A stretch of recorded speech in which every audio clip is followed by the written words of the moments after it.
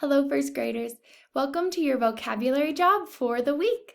Today, I'm going to read a story to you with 6 new vocabulary words. Listen closely to the story as the words appear on the screen in front of you. The Prickly Pride of Texas. Have you heard the legend of the prickly pear cactus? Long ago in Mexico, a group of people called the Aztecs wanted to build a great city. They searched for the right spot for hundreds of years. Finally, a signal told them where to build. It was an eagle, with a snake in its mouth, standing on a prickly pear cactus. The signal told the Aztecs that they had found the correct location. They built the city right there and called it Tenochtitlan, or the place of the prickly pear cactus. Today, that city is the capital of Mexico.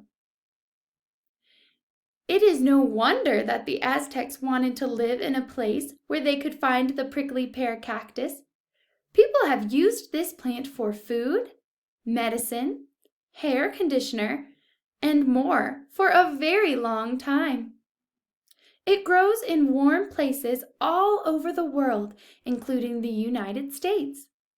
The prickly pear cactus grows so much in Texas, for example, that it is the official Texas state plant.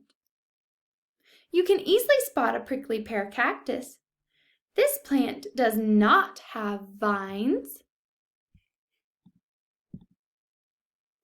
a woody trunk, or thin leaves like other familiar plants. Instead, it has flat green petals.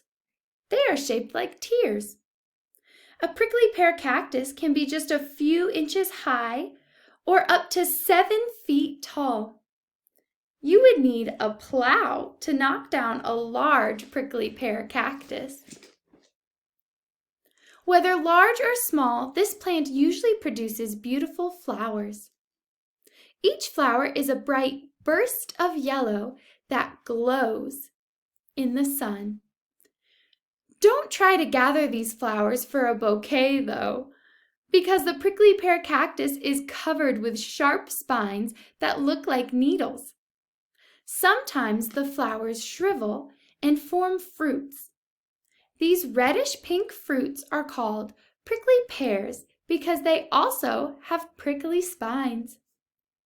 Many people like to eat the fruit and petals of the prickly pear cactus.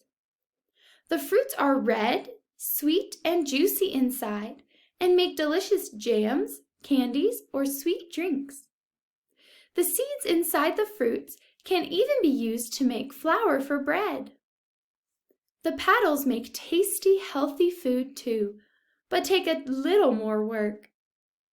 To eat them, people must first carefully pick the petals and scrub or cut off the spines. After that, the petals can be cooked like a vegetable or cut up and stirred like an omelet. The prickly pear cactus has other uses besides serving as food. The red fruit can be made into dye for fabric. Other parts of the plant can be used as medicine. In some parts of the world, they are grown between houses as natural fences. The prickly pear cactus is a beautiful, useful, and important plant. So the next time you travel across the Texas countryside, try to spot one. Don't touch it, however. It's called prickly for a reason. All right, boys and girls, have a great day, and I'll see you next time.